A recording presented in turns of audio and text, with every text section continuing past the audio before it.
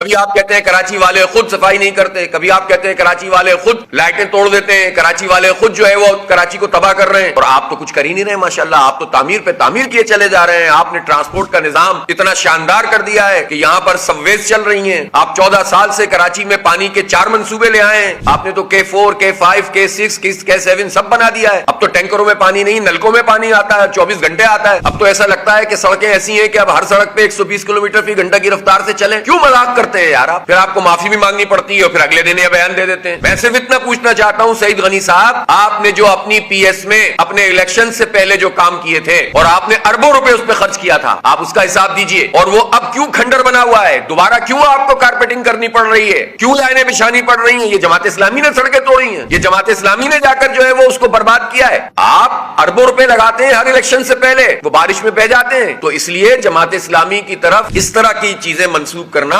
مجھے کہنے کی ضرورت نہیں ہے۔ میں سمجھتا ہوں کہ آپ نے پولیٹیکل بلنڈر کیا ہے، آپ کو یہ جماعت اسلامی فوبیا لگ گیا ہے MQM کے ساتھ مل کر، یہ آپ کو بہت پریشان کرے گا، آپ کو الیکشن میں اس کا نتیجہ بھگتنا پڑے گا۔ لوگ جماعت اسلامی کو چاہتے ہیں کہ وہ کراچی کا نظام سنبھالے۔ کراچی کی تقسیم 2 حصوں میں الیکشن کرانے کا فیصلہ کسی بھی صورت میں قابل قبول نہیں۔